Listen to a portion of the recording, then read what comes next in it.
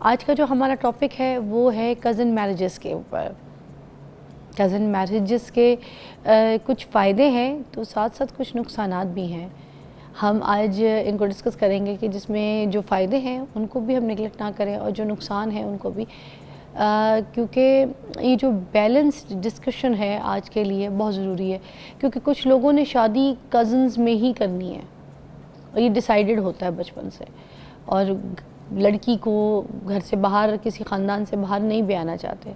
तो जो लोग नहीं चाहते, और हालात भी आपको पता है इतने ख़राब हैं कि डर भी लगता है कि कोई लड़का जो बाहर की फैमिली का है, जिसको जानते वानते नहीं है, या किसी के माँ बाप अगर इतने सोशल नहीं है, तो वो बच्चे अगर अपनी चॉइस से या कहीं बाहर से शादी करना चाहते हैं, कोई रिश्ता अगर कोई घर में ऑप्शन नहीं है, तो फिर तो क्या कर सकते हैं कज़न मैरिजेस और उससे आउट ऑफ मैरिजेस। ठीक है, विल टॉक।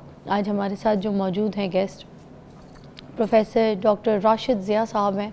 किसी तारुफ के मोहताज नहीं है, इनसे हम आज ये सारी चीज़ों के बारे में पूछेंगे। अस्सलाम वालेकुम। वालेकुम सलाम। कैसे हैं सर आप? बिल्कुल ठीक। सर, कज़न मैरिजेस के बारे में जो अमूमन है, क्योंकि अभी जो नया एक दौर आया उसमें बिल्कुल ख़िलाफ़ है। कहते हैं जी ये कज़न मैरिजेस नहीं होना चाहिए। थैलेसीमिया पेशेंट्स जो हैं मोस्टली वो कज़न मैरिजेस की वजह से उसमें बच्चे पैदा होते हैं इस तरीके से। तो आप प्लीज़ इसको हमें एलैबोरेट करें खुल के कि क्या ये सही है या गलत है? Thank you very much. एक तो ये कि अवेयरनेस है जो आप कर रही हैं, ये एक बड़ा काम है आपके इंस्टीट्यूशन का कि हम कॉमन मैन तक ये बता रहे हैं कि मरूसी बीमारियों से बचा जा सकता है। मरूसी बीमारियां वो होती जेनेटिक्स से, जिनका बहुत पहले पता लगाया जा सकता है। इवन बिफोर बर्थ अगर दोनों पेरेंट्स में कोई डिफेक्ट्स हैं तो चांसेस हैं कि बच्चों में जाएंगे।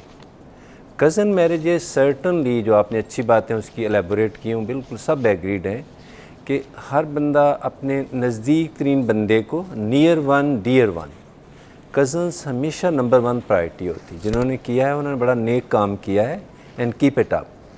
लेकिन अगर किसी फैमिली में या बहुत सारी फैमिलीज़ में, हमारे तो पिछले बहुत साल एक्सपीरियंस में, I have been head of institution at services Jinnah, तो इन अस्पतालों में मोस्टली वो लोग आते हैं कि बार बार कज़न मैरिज, एक ही नस्ल दर नस्ल, और कोई बुराई नहीं है। कज़न मैरिजेस बहुत खूबसूरत चीज़ है, मैरिज बहुत खूबसूरत है। नज़दीक तरीन बंदा जिसको आप जानते हैं उससे मैरिज करना बहुत ही अच्छी बात, जिसको आप जानते हैं, उसके स्वभाव का, उसकी आदत का, उसकी हर चीज़ को। लेकिन हम जो आज जेनेटिक्स की बात कर रहे हैं, ये साइंटिफिक है, ये 2 + 2 = 4 है। इसमें कोई भी आपको बरहक चीज़ है कि एक ख़ानदान में बार बार ब्लाइंड पैदा हो रहे हैं, एक ख़ानदान में बार बार डेफ पैदा हो रहे हैं, थैलासीमिया पैदा हो रहा है, सिस्टिक फाइब्रोसिस, मोर देन 6,000 से ज़्यादा जेनेटिक्स के डिसऑर्डर अब तक साइंस में नोन है। 500 से बीमारियां ज़्यादा का पता है, और इनमें से मेजॉरिटी मिसफिज़ा उनको होती है दर नस्ल उन्होंने स्क्रीनिंग भी नहीं कराई और वैसे ही शादी करते गए। ये लेमैनशिप, ये ब्लाइंडनेस, ये अंधा सौदा तो बिल्कुल नहीं करना चाहिए। मतलब आप कहने को ये कहना चाह रहे हैं कि अगर कज़न मैरिजेस में शादी करनी है तो वो जो टेस्ट वगैरह हैं जिससे पता चल जाता है कि इनके अंदर कोई मसला है या फिर लड़की में लड़के में, तो वो पहले एड्रेस हो जाए। टेस्ट इज़ इम्पॉर्टेंट अगर आप कज़न मैरिजेस करना चाहते हैं। बिल्कुल आप ठीक कह रही। अगर ऑलरेडी फैमिलीज़ में पिछले काफ़ी नस्लों तक कोई प्रॉब्लम नहीं है तो परहैप्स आपको कोई ख़ास चीज़ की ज़रूरत नहीं है। बहुत अच्छा है कि अगर आप ब्लड का एक छोटा सा टेस्ट करवा रहे हैं, इसमें थैलासीमिया है। अब थैलासीमिया मेजर वाला पेशेंट आम तौर पे चंद साल में दुनिया से चला जाता है, सिस्टिक फाइब्रोसिस वाला चला जाता है, लेकिन वो जाता ही नहीं है। पूरे घर की जितनी इकोनॉमी है वो भी साथ वाश कर जाता है। अस्पतालों में इतनी महंगी दवाइयाँ, इतनी महंगा ब्लड बार बार लगना, और पेरेंट्स कोई और नहीं कर पाते। ज़ाहिर अपनी औलाद अपना हार्ट और सोल होती है, उसके साथ आप ज़िंदा होते हैं, उसकी हर फीलिंग के साथ आप ज़िंदा हैं, तो उसको आप ओवरलुक नहीं कर सकते। अब ये वो चीज़ें हैं जिसके लिए बहुत सारे टेस्ट मेडिकल में अवेलेबल हैं। प्लीज़ इसको साइंटिफिकली लें। अब बीमारियां देखें कि मैं चंद एक जो बहुत कॉमन आपको नोन है, ब्लड डिसऑर्डर्स हैं, क्लेफ्ट पैलेट है, क्लेफ्ट लिप है, हमारे पास तकरीबन 2 पेशेंट डेली आते हैं जो कज़न शादी हुई, ऑलरेडी 2-3 बंदों में डेफनेस थी, अब वो सुन भी नहीं रहा, बोल भी नहीं रहा। जो सुनेगा नहीं वो बोलेगा नहीं। Same is true for many disease of eye. अब जो बच्चा देख नहीं सकता वो माशरे के लिए तो कबूल नहीं है, वो फैमिली के लिए तो है वो, लेकिन वो फैमिली के लिए अब एक पूरा का पूरा एक बंदोबस्त है उसकी इकॉनमी के लिए। ये वो चीज़ें थी जो टोटली अवॉइडेबल थी। ये आज की साइंस में बिफ़ोर मैरिज ब्लड के टेस्ट मदर के फादर के करवा लिए जाएं। जहां हम शादियों पे इतनी फायरिंग माशाल्लाह करते हैं, शादियों पे इतना अंधाधुंध खर्च करते हैं, इससे ज़्यादा कहीं हार्मनी टेस्ट है, स्क्रीनिंग टेस्ट है, छोटे छोटे ब्लड के टेस्ट एग्जैक्टली नरेट कर देते हैं, फिक्स कर देते हैं, क्रिस्टल क्लियर कर देते हैं कि इन पेरेंट्स में कैरियर्स हैं।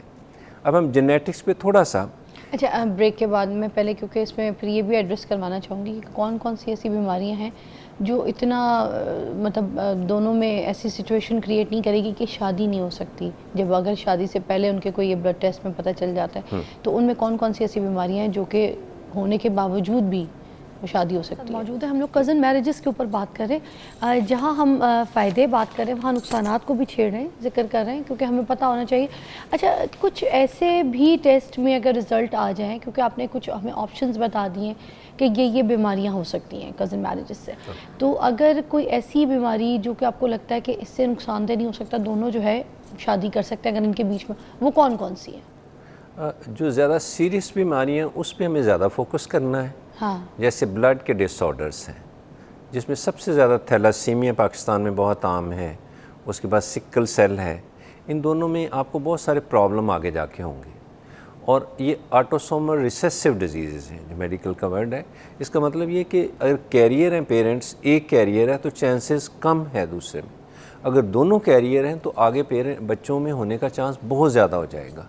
इसलिए उस सूरत में तो 100% अवॉइड ही करना चाहिए, क्योंकि बाद में आपके लिए बहुत सारे मसाइल इंतज़ार कर रहे होंगे। अच्छा, ये मस्ट है कि ये जो है ट्रैवल करेगा इस तरह से, इनहेरिटेड आगे जाएगा? या ऑटोसोमल रिसेसिव का मतलब है कि अगर दोनों पेरेंट्स में है तो आगे औलाद में होने का चांस मैक्सिमम हो जाएगा। अच्छा, एटलीस्ट 50% तक भी हो सकता है, 1/4 to 50% हो सकता है, 25 to 50%। अब ये बहुत ज़्यादा है, और अनलकीली पहला ही बच्चा आए और उसमें ये प्रॉब्लम पाया गया तो पेरेंट्स की तो सारा हनीमून बाद में डिस्टॉर्ट हो गया एयर में। तो इसलिए पहले nip the evil in the bud, पहले छोटा सा टेस्ट, एक single penny, prevention is the mother of cure. पहले ये कोशिश करें कि ये छोटे छोटे टेस्ट करवा लें, क्योंकि बहुत सारी बीमारियां, हीमोफीलिया है, सिकल सेल एनीमिया है, आपने अक्सर क्लेफ्ट लिप, क्लेफ्ट पैलेट देखे हैं, और सबसे सीरियस है आई की और हीयरिंग की। अगर हीयरिंग एबनॉर्मल होगी तो आजकल जो मसला का हल तो हो जाता है, कोक्लियर इम्प्लांट आप सुनेंगे कि टोटल डेफ है, ईयर बन ही नहीं सका अंदर से, इम्प्लांट तो लग जाएगा, but that's a millions and millions will be required. वो कोई भी गवर्नमेंट दुनिया में इतना स्पॉन्सर नहीं कर सकती कि हर बच्चे को इम्प्लांट भी लग जाए। इलाज तो है, लेकिन एक इम्प्लांट अब 30-35 लाख का लगेगा, जिसका कभी भी इंसानी नॉर्मल कान का निमल बदल नहीं हो सकता। इसलिए सर्टनली आज के दिन हमें अपनी नॉर्मल चीज़ों को अप्रिशिएट भी करना है। कैसे हम अवॉइड कर सकते हैं उसका बहुत इजी चांस है कि छोटे छोटे टेस्ट जो मेडिकल के हैं, वो ब्लड के हैं, इलेक्ट्रोफोरेसिस है, हार्मनी टेस्ट है, मदर का अल्ट्रासाउंड है। अब देखें कि मदरहुड में पहले वीक से लेके 6 वीक्स तक आजकल बहुत सारी बीमारियों का पता लगाया जा सकता है।